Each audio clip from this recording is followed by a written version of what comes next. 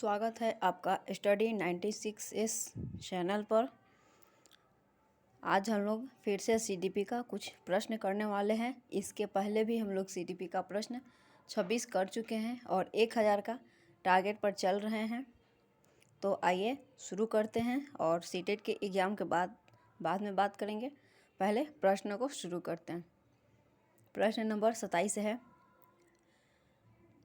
निम्नलिखित में से कौन बुद्धि की परिभाषा नहीं है? ऑप्शन है बुद्धि कार्य करने की एक विधि है। दूसरा ऑप्शन है बुद्धि ज्ञान अर्जन की क्षमता है। तीसरा ऑप्शन है जीवन की अपेक्षा नवीन परिस्थितियों में अपना सामंजस्य करने की व्यक्ति की योग्यता ही बुद्धि है। चौथा ऑप्शन है राजनीतिक, आर्थिक एवं सामाजिक शक्ति प्राप्त करने के लिए प्रयुक्त युक्ति बुद्धि है। तो इसका ऑप्शन नंबर 4 बिल्कुल सही है कि इसमें राजनीतिक, आर्थिक एवं सामाजिक सभी तरीक़ों से शक्ति जो प्राप्त होती है उसी को हम बुद्धि कहते हैं। तो इसका ऑप्शन नंबर 4 बिल्कुल सही है।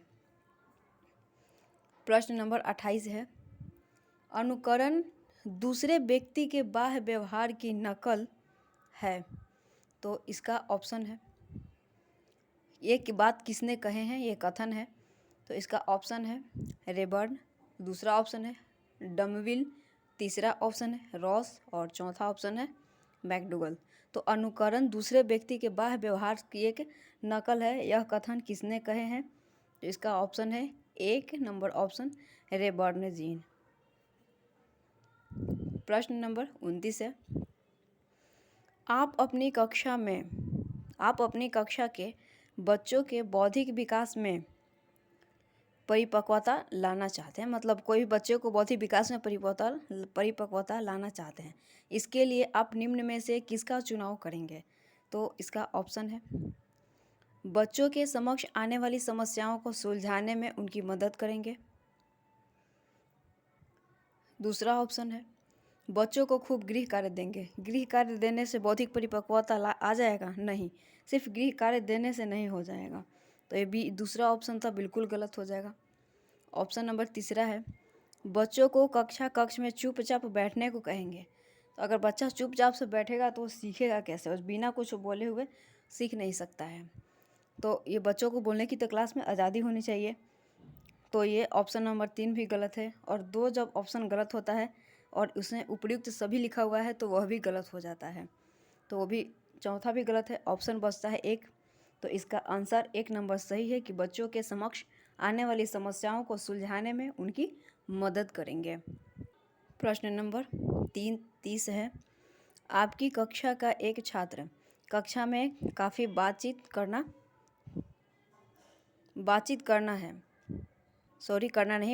करता है। मतलब क्वेश्चन है कि आपकी कक्षा का एक छात्र है जो कक्षा में काफ़ी बातचीत करता है। आप जब उसके विषय में पता करते हैं तो पाते हैं कि वह छात्र अपने घर पर बहुत कम बात करता है।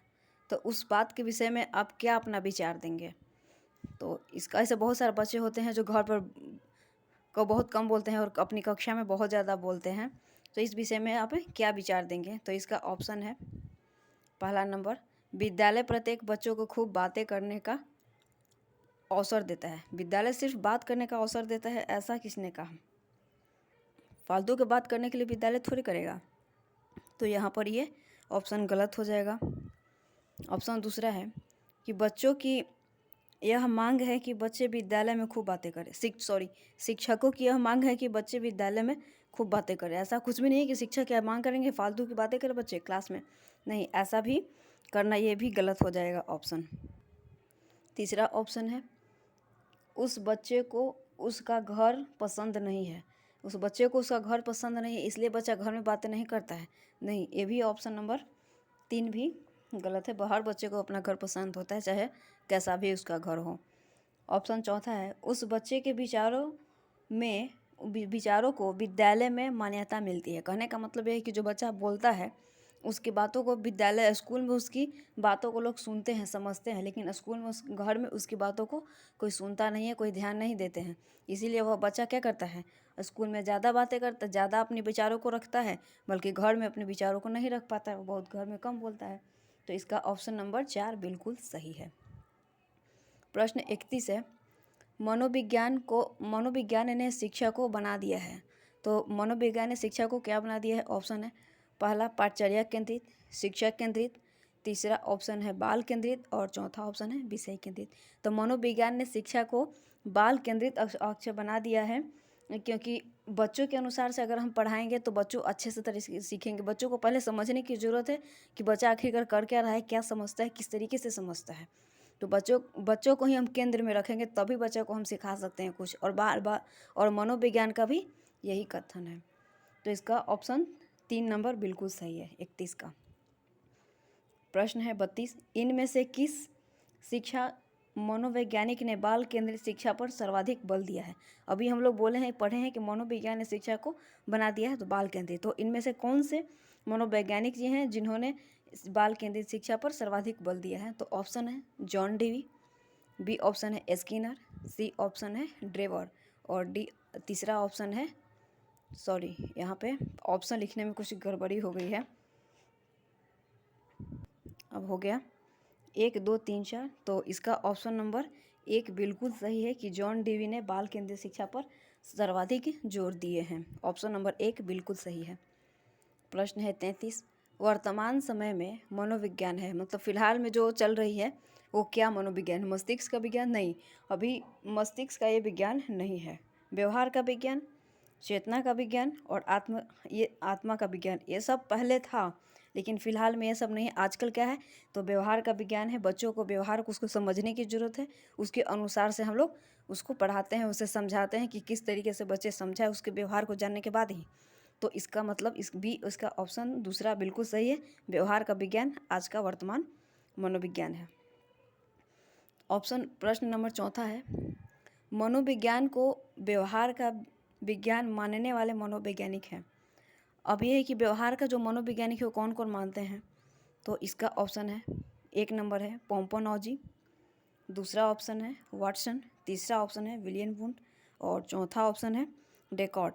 तो किसने माना है कि व्यवहार का विज्ञान, मनोविज्ञान ने माना है कि व्यवहार का विज्ञान मानने वाले हैं? तो इसका ऑप्शन नंबर दूसरा बिल्कुल सही है। वाटसन जी ने मनोविज्ञान को व्यवहार का विज्ञान मानते हैं, मतलब दूसरा ऑप्शन बिल्कुल सही है। प्रश्न है 35, शिक्षण की किंडरगार्टन पद्धति आधारित है। बहुत ही महत्वपूर्ण प्रश्न है यह कि किंडरगार्टन जो पद्धति है वो किस पर आधारित है? तो इसका ऑप्शन है प्रोजेक्ट पद्धति, ऑप्शन है इसका प्रोजेक्ट पद्धति, बी दूसरा ऑप्शन है खेल विधि, तीसरा ऑप्शन है सर्वेक्षण विधि और चौथा ऑप्शन है ह्यूरिस्टिक विधि। तो किंडरगार्टन का होता है, किंडर का मतलब बच्चा और गार्डन का मतलब बगीचा, मतलब बच्चों का बगीचा। तो ये किस पर आधारित है? तो यह एक खेल पर आधारित है। ऑप्शन नंबर 2 इसका बिल्कुल सही है। तो अगर आपको पसंद आ रहा है प्रश्न तो लाइक शेयर कर सकते हैं। धन्यवाद।